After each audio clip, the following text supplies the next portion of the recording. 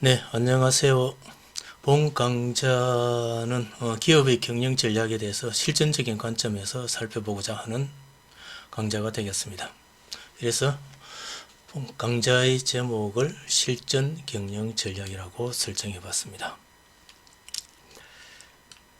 오늘은 첫 번째 강의로서 경영 전략의 전반적인 내용에 대해서 한번 살펴보도록 하겠습니다.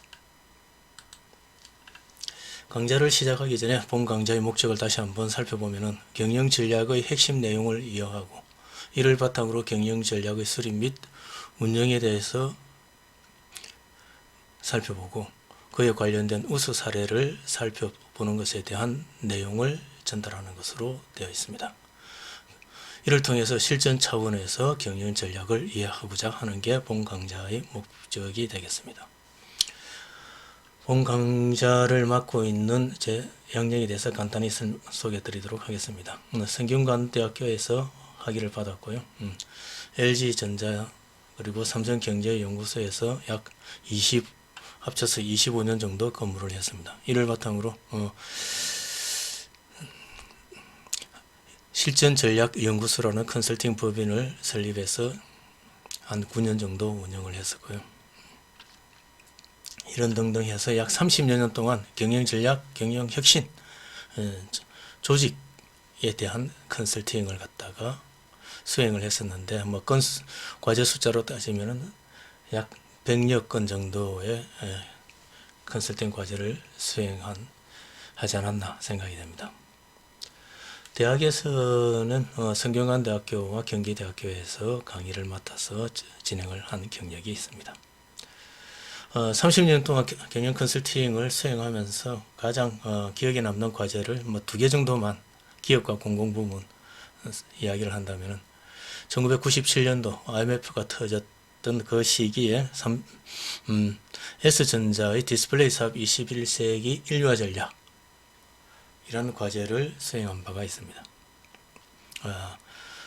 이 과제는 오늘날 S전자가 세계 최고의 어떤 디스플레이 사업을 운영하는데 하나의 단초가 되었던 보고서라고 볼 수가 있겠습니다.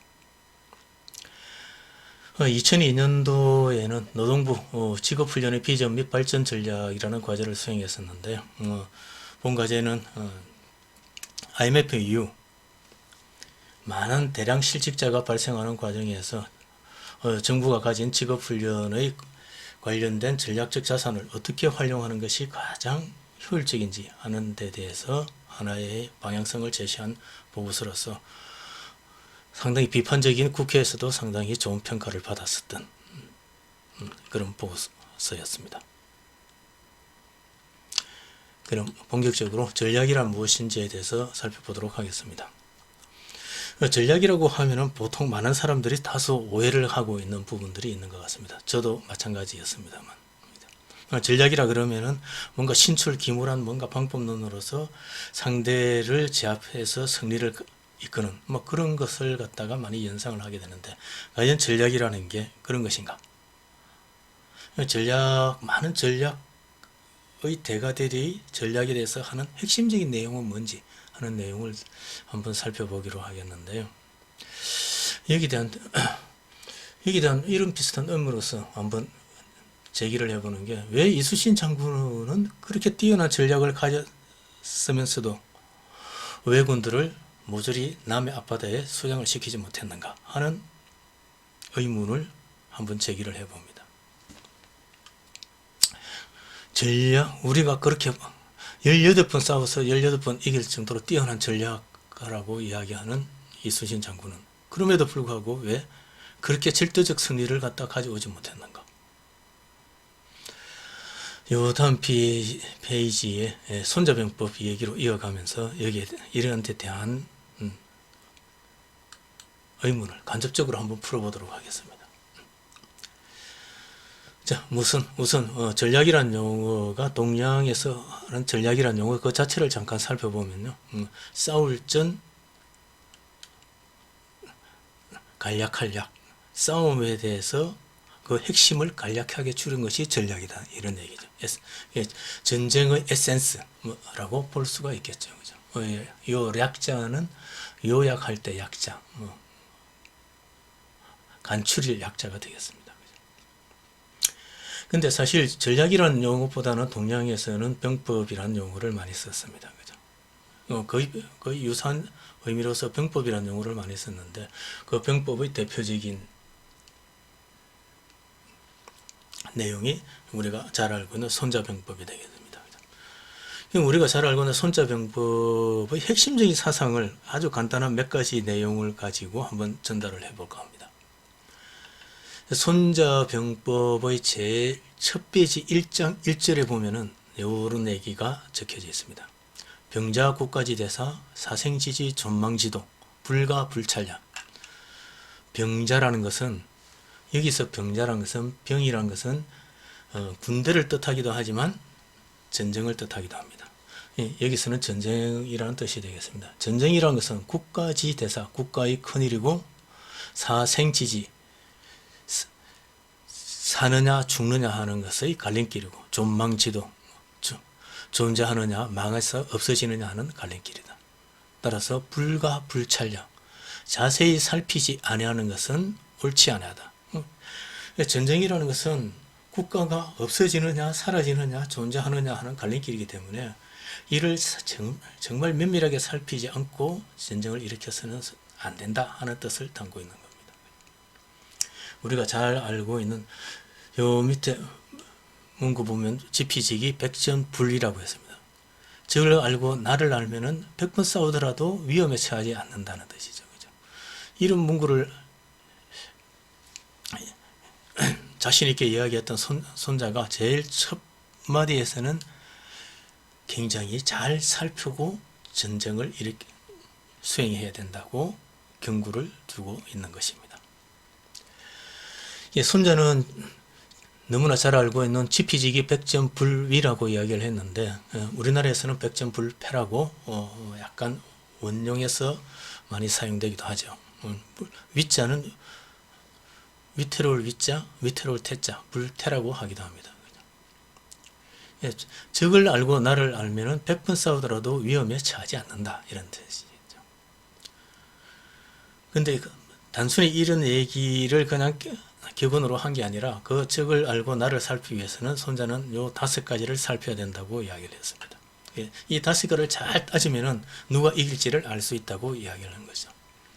첫 번째가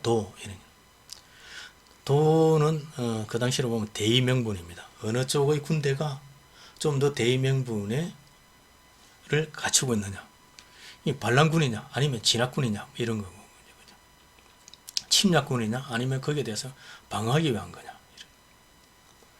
기업 경영에 있어서 요즘 이야기하는 기업에서 기업의 어떤 사업 외에도 ESG 경영 이런 것들을 중시하는 거죠. 그리고 기업의 비전이라든지 사명 이런 걸 보면은 우리는 인류 이런 걸 많이 내세웁니다. 그죠? 인류의 행복한 생활 이런 것을 대략 표방을 하죠. 그런 것들이 대의명분에 관련된 것들입니다. 우리는 대주주의 사익만을 추구합니다. 이렇게 내세우는 기업은 없죠. 그죠? 실속은 그렇다 하더라도 실질적으로 내세우는 것은 그렇게 내세우는 기업은 없습니다.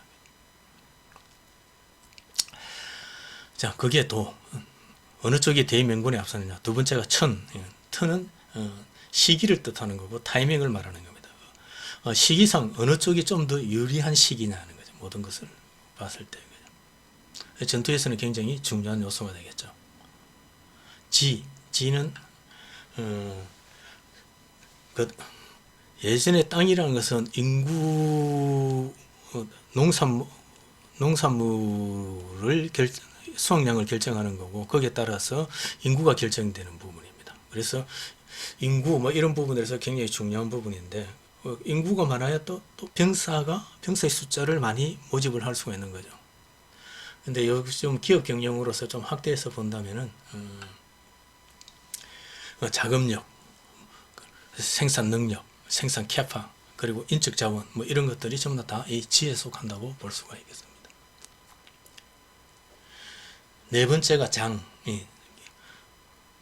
전투에서는 장수가 되겠지만 일반 기업에서는 CEO를 위시한 경영진, 우선 기술자, 뭐 이런 어떤 리더가 어느 쪽에서 좀 더 독특한 리더를 두고 있는 거냐, 이런 얘기.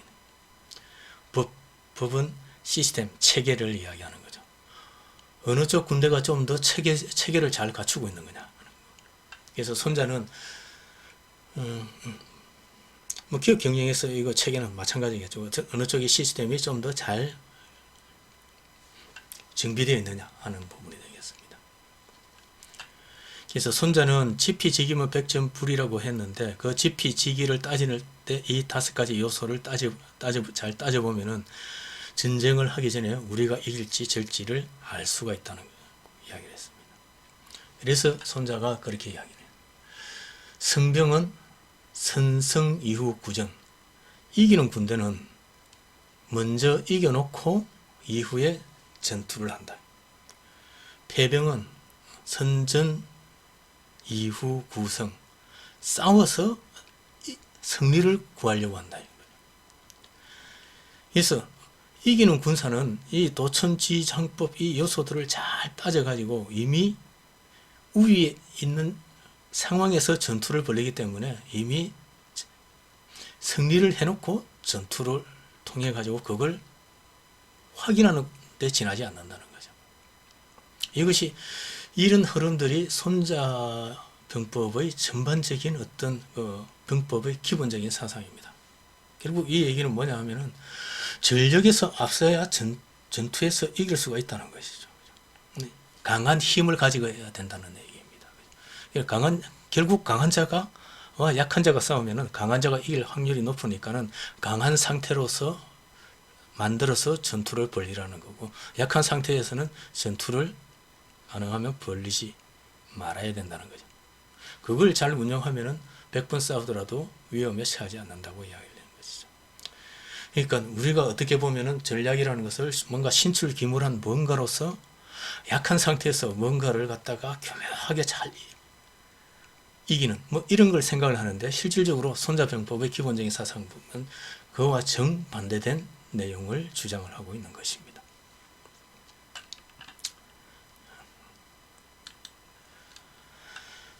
손자병법을 통해 가지고 전략가들이, 유명한 전략가들이 핵심적으로 이야기하는 전략이 뭔지를 한번 말씀을 드렸고요. 서양에서 전략의 어원에 대해서 간단히 살펴보면 스트래티지라는 말은 어디서 나온 거냐. 서양에서는 전략이란 스트래티지라는 용어는 기원전 400년경부터 군사용으로만 사용을 했다 그래요. 군사용으로서 사용을 해서 1700년대 후반까지, 그러니까 1800년대 전까지는 거의 군대 조직에서만 사용했고, 군대 조직 위에 용어가 확산돼서 사용하는 건 1800년대부터 확산돼서 사용하기 시작했다, 이렇게 보실 수가 있겠습니다. 그럼 전략이라는 용어는 어디서 나온 거냐? 어원 자체는 고대 히랍의 스트라토스는 암이라는 뜻입니다. 그리고 아제인, 리드라는 뜻인데, 이 두 합성의 스트레티고스, 이건 제너럴, 장군이라는 뜻이고, 혹은 스트레티지아, 제너럴십에서 유래를 했다 그럽니다. 즉 어원의 의미를 본다면 장군이 군대를 지휘하는 방법이란 뜻이다. 동양에서 병법이라는 거하고 거의 유사한 뜻을 가지고 있는, 동서양의 어원이 묘하기도 거의 유사하다, 이렇게 볼 수가 있겠죠. 자, 이렇게 군사에서 사용되던 전략이라는 용어가 경영에서는 언제부터 사용되느냐 한번 조금 살펴보면은, 경제학에서 처음 사용된 것은 1941년도에 Theory of Games and Economic Behavior, 게임 이론과 경제적 행동이라는 책에서 처음 사용되었다 그러고요. 경영에서 사용된 것은 초기 경영학 유명한 경영학자 중에 한 사람이 C. 버나드가 1950년대에 사용했다 그러고, 일본에서는 1965년도 정도, 한국에서는 1970년대 후반, 1980년도 초 정도 사용이 된 것으로 보여집니다. 아마 경영 전략의 최초 우리나라 경영 전략 서적으로서는 서울대 조동성 교수가 지금은 은퇴했습니다만 경영정책과 장기전략계획이라는 책을 발간을 했었는데 아마 이게 우리나라 서적에서는 처음에 최초로 나온 경영전략 서적이 아닌가 생각이 됩니다. 자, 전략이라는 용어, 경영에서 전략이라는 용어의 사용에 대해서 살펴봤고요. 전략이라는 용어와 같이 병행해서 사용되는 용어로서는 정책이라는 용어가 있습니다. 정책과 전략이라는 용어를 대비해서 잠깐 살펴보면은 포드 재단과 카네기 연구소의 연구 보고에 의할 것 같으면은 경영에서의 정책과 전략이라는 용어는 처음에는 폴리시라는 용어가 먼저 사용됐다고 이야기를 하고 있습니다. 그래서 1950년도 말경에 보면은 교육과정으로서 비즈니스 폴리시, 매니지먼트 폴리시 과정 등이 개설이 돼서 운영이 됐다. 근데 그게 1970년대가 되면은 비즈니스 스트래티지, 매니지먼트 스트레치 해서 폴리시가 스트레치 과정으로 교육과정이 바뀌었더라 보니까. 그래서 초기에서는 폴리시라는 용어가 최초에는 사용되다가 나중에 시간이 흐르면서 점점 경영에서는 스트래티지라는 용어가 더 많이 사용되는 것으로 나타난다. 이렇게 얘기를 하고 있습니다. 오늘날도 보면은 정책과 전략이라는 용어는 공공부문과 기업 부문에서 아직도 많이 사용하고 있는데 병행해서 사용하고 있는데 공공부문에서는 정책이라는 용어를 사용할 때가 좀 더 많은 것 같고 기업 부문에서는 전략이라는 용어를 좀 더 사용하는 경우가 많은 것 같습니다. 정책 그거는 아마 정책이라는 용어는 조금 더 정체적인 느낌을 주고 전략이라는 용어는 좀 더 동태적인 느낌을 주니까 기업부 동태적인 어떤 환경 변화에 좀 더 신속하게 대응하는 게 중요한 기업 부분에서는 전략이라는 용어를 갖다가 좀 더 많이 사용하는 게 아닌가 생각이 됩니다. 한편 경영 전략이라는 용어하고 유사하게 사용되는 게 전략 경영이라는 용어를 여러분들이 네이버나 이런 데 찾아보시면 나옵니다. 요즘에는 그렇게 많이 사용하지 않는데 경영 전략이 처음 나왔을 때 경영 전략을 수립을 해놔도록 이게 실행이 잘 안 됐었습니다. 기획부서에서 경영 전략을 수립하더라도 이게 그냥 기획부서에서만 알고 있고 그걸 실행해야 되는 현업부서에서는 경영 전략이 수립되어 있는지조차도 모르고 있는 그런 상황들이 전개가 됐었습니다. 이에 대한 비판으로서 기획부서의 서가에 꽂혀 있는 경영 전략이 아니라 살아있는 경영 전략이 되어야 된다. 그걸 강조하면서 나온 용어가 전략 경영이다. 기업 경영 자체가 전략적으로 되어야 된다는 거죠. 그래서 경영 전략의 실천성을 강조해서 전략을 수립하고 실행하고 이걸 모니터링해서 어느 부분이 잘 되고 어떤 부분은 제대로 실행이 안 됐는지를 평가해서 이걸 다시 전략에다가 다시 피드백하고 이런 것들이 순환 사이클로서 작동이 돼야 된다. 이런 것을 강조한 게 전략 경영입니다. 주로 2000년도 초기에 한때 경영 전략을 제대로 해보자 하는 의미에서 많이 강조가 됐던 게 전략 경영입니다.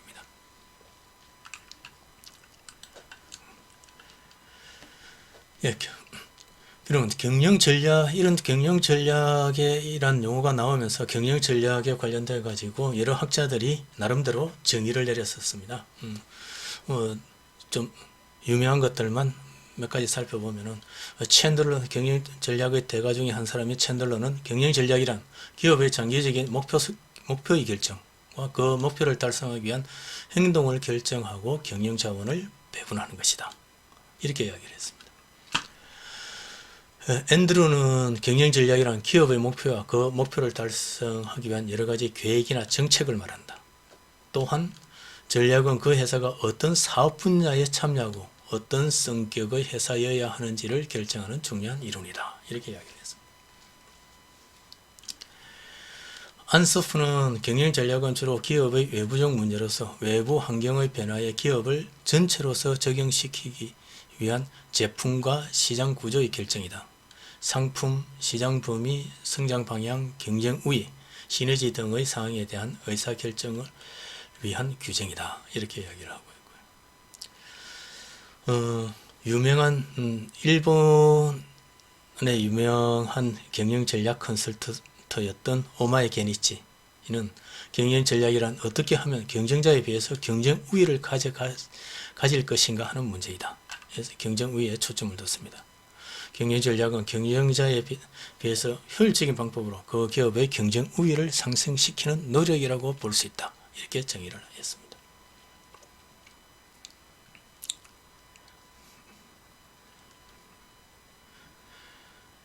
자, 이렇게 여러 학자들이 나름대로 경영 전략에 대한 정의를 내렸는데 이러한 여러 학자들의 경영 전략에 대한 내용을 전체적으로 들여다보고 C.W. 호프라는 사람이 경영 전략의 주요 구성 요소로서 네 가지를 갖다가 주장을 했습니다. 첫 번째가 범위, 두 번째가 자원 전개, 세 번째가 경쟁 우위, 네 번째가 시너지 효과 이렇게 네 가지를 주장했는데요.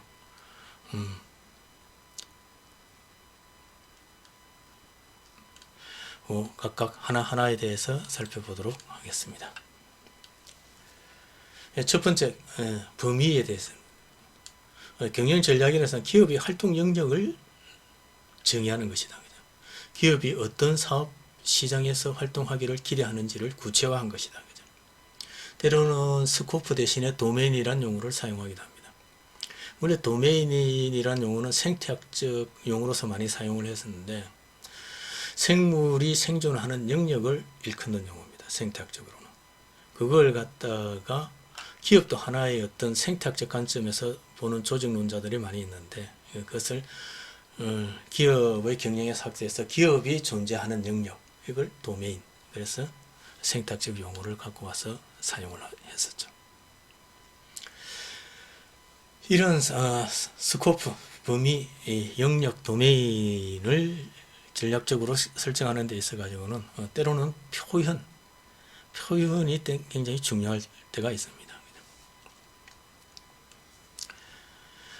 미국의 철도 회사의 사례를 많이 드는데요. 미국의 철도 회사 같은 경우에는 자기네 사업을 철도 사업이라고 봤어요. 사업의 범주를. 그런데 비행기가 등장을 했어요. 운송수단으로서. 그러면서 자기네들은 비행기를 하나의 경쟁 사업으로만 봤습니다. 그렇기 때문에 미국의 철도 회사들은 초창기에 지어진 철도 노선들은 다 공항을 피해가서 경쟁사기 때문에 공항을 피해가서 철도 노선이 다 만들어졌다고 그래요. 이게 하나의 운송 사업으로서 전체적으로 보면은 만약에 항공 사업을 새로운 어떤 사업 기회로 부어가지고 철도 노선과 공항을 연결시켰을지도 모릅니다. 그런데 하나의 경쟁 사업으로만 인식했기 때문에 미국의 철도 노선들이 공항을 다 피해가서 옛날에 지어졌다는 거죠. 예, 철도 사업을 그냥 운송 사업으로 그냥 철도 회사들이 철도 사업이라고 자기네들 사업을 인식하지 않고 운송 사업으로 인식했다면은 사업의 범주가 상당히 넓어졌을 겁니다. 그죠? 자, 자동차 사업은 다음에 한번 기회가 되면은 이야기를 하고요. 일테면 화장품 사업 같은 경우에는 화장품 사업이라고 사업의 범주를 볼 게 아니라 우리는 인간의 미를 갖다가 창출하는 사업이다. 이렇게 봤을 때는 화장품이라는 제품에 속한 제약을 받지 않고 사업의 범주를 넓혀 나갈 수 있다. 이런 얘기가 되겠습니다. 자, 두 번째 자원의 전개가 되겠습니다. 어떻게 보면 전략이라는 것은 가지고 있는 자원을 어떻게 배분할 것이냐에 관련된 결정이라고 볼 수가 있는 거죠. 재무적 자원, 물적 자원, 인적 자원의 배분에 대한 개괄이다. 이렇게 이야기를 하고 있는데요. 특히 기업의 경영에서는 재무적 자원이 굉장히 중요한 역할을 하는 경우가 많습니다. 왜냐하면 재무적 자원이 있으면 물적 자원과 인적 자원을 조달할 수 있는 가능성이 높으니까요. 오늘날 삼성전자가 우리나라의 대표적인 글로벌 기업으로서 성장을 했는데 그 성장의 모티브가 된 것은 원래 처음 가전사업을 시작을 해가지고 가전사업에서 발생하는 재무적 자원을 반도체 사업에다가 투자를 해가지고 반도체 사업을 꾸준히 키워갔기 때문입니다. 이 반도체 사업을 이 세계 글로벌 사업으로서 성장을 했고, 그걸 발판으로 해가지고 다른 사업을 또 키워나갈 수가 있었던 겁니다. 그죠? 삼성전자가 반도체 사업에 자원을 전개를 한 것. 이것이 경영 전략에 있어가지고 굉장히, 삼성전자로서는 굉장히 자원 배분을 갖다가 전략적으로 잘한 그런 대표적인 케이스라고 볼 수가 있겠죠.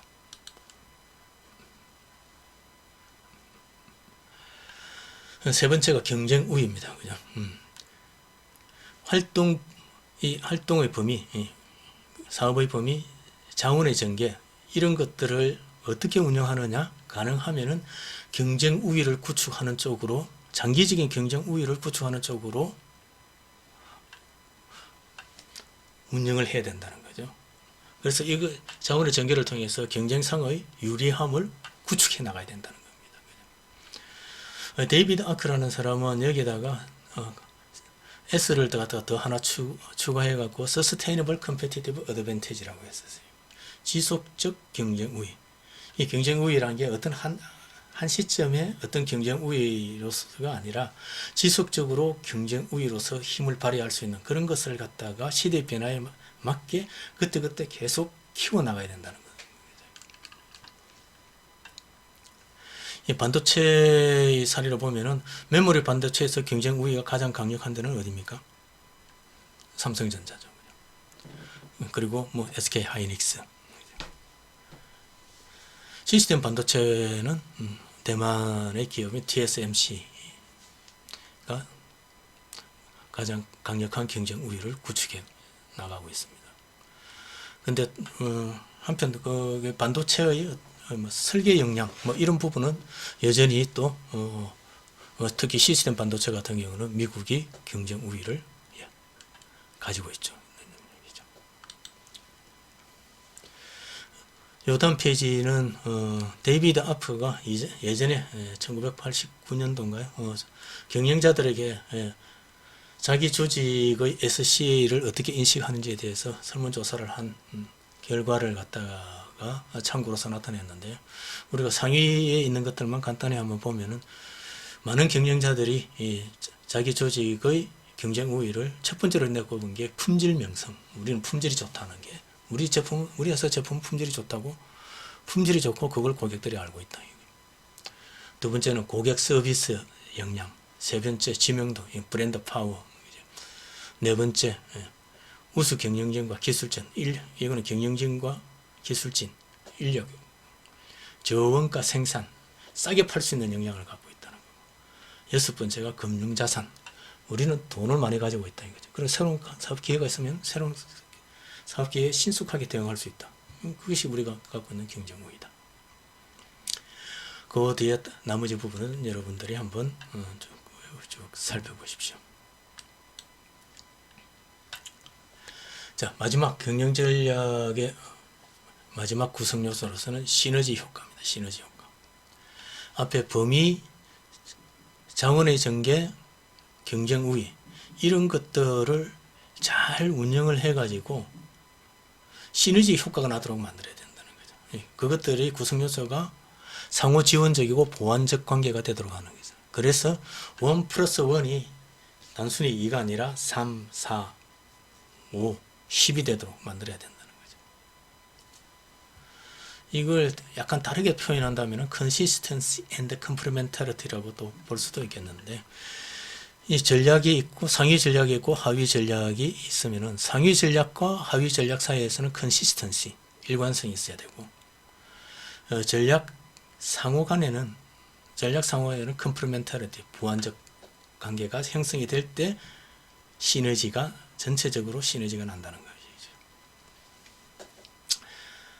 것이죠. LG전자하고 삼성전자의 핸드폰 사업에 관련된 내용을 한번 들여다보면요. 핸드폰 사업에서는 뭐 반도체가 중요한 역할을 하기도 하고, 거기에 초기에서는 뭐 카메라 이런 부분들, 사실은 초기 핸드폰은 무선 전화기에다가 카메라를 합성한 개념이었습니다. 그 이후에 스마트폰으로 인터넷 기능이 PC 기능이 접목이 되면서 스마트폰으로 발전하긴 했지만 초기에서는 핸드폰은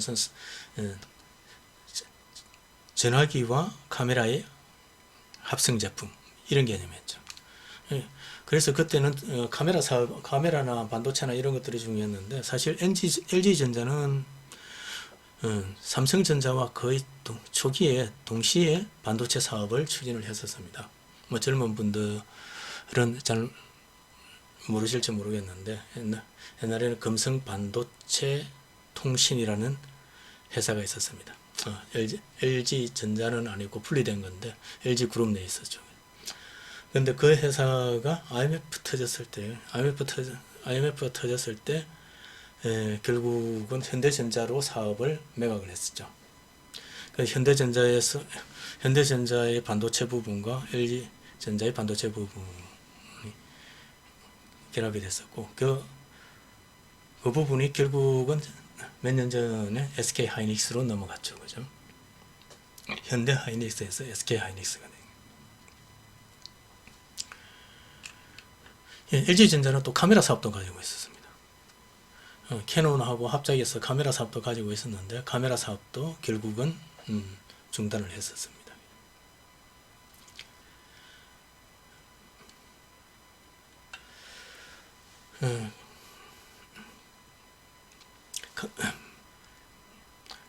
카메라 사업을 중단하기 전에 제가 사실은 부사장의 지시를 받고 카메라 사업을 중단할 건가 말 건가 하는 부분에 관련된 내부 경영 진단을 했었는데 저는 그 관련된 사업부 사람들을 진단을 마치고 카메라 사업을 우리가 전자기술과 강학기술 카메라는 어떻게 보면 강학기술의 가장 핵심적인 제품 중에 하나인데 그 강학기술에 전자제품과 강학기술의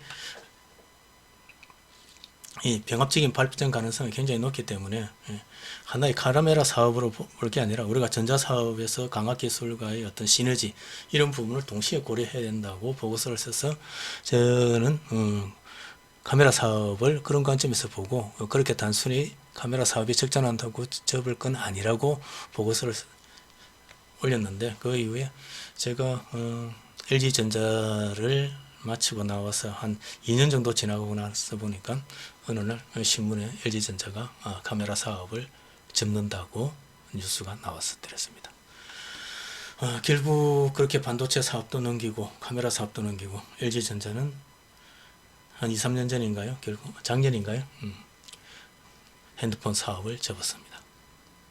그런 식으로 전체적으로 시너지가 점점 없어져 가는 게 아닌가. 거기에 비해서 상대적으로 삼성전자는 반도체 사업을 가지고 있죠. 카메라 사업도 계속 유지를 해나가고 키워나오고 있습니다. 그리고 삼성전자가 핸드폰을 처음 만들었을 때 어떻게 선전을 했었냐면은 반도체가 상당히 성과를 내기 시작하는 시점에 그렇게 이야기해요. 핸드폰 사업의 중점 다시 키워나가면서 반도체를 잘 만드는 회사가 핸드폰도 잘 만듭니다. 그렇게 선전을 했었습니다. 상호 시너지를 노렸던 거죠. 자, 이렇게 해서 전체적으로 경영 전략의 개관에 대해서 내용을 살펴봤습니다. 우리가 흔히 전략에 대해서 근본적인 오해를 많은 사람들이 하고 있다. 손자병법의 손자의 핵심적인 생각은 뭐냐? 강한 전력을 갖고 있어야 전쟁에서 이길 수 있다. 그게 손자가 주장하고자 하는 핵심이었다. 그래서 동서양 전략의 여운에 대해서 살펴봤고, 경영에서 이런 전략이 경영에서 언제 도입이 됐는지, 그리고 정책과 전략이란 용어의 사용, 경영 전략과 전략 경영의 비슷한 용어가 어떤 목적에서 전략 경영이라는 용어가 새로 나왔는지 등등을 살펴봤습니다. 그리고 경영 전략에 관련된 여러 정의를 바탕으로 호프가 정리한 경영 전략의 4가지 구성 요소, 범위, 자원의 전개, 경쟁 우위, 시너지 효과 4가지에 대해서 살펴봤습니다. 자, 이렇게 경영 전략의 오버뷰에 대해서 첫 번째 강의로서 살펴봤는데요. 요 다음 제2 강의 시간에는 그럼 이러한 경영 전략을 어떻게 운영하는지, 경영 전략의 운용에 대해서 살펴보도록 하겠습니다. 네, 감사합니다.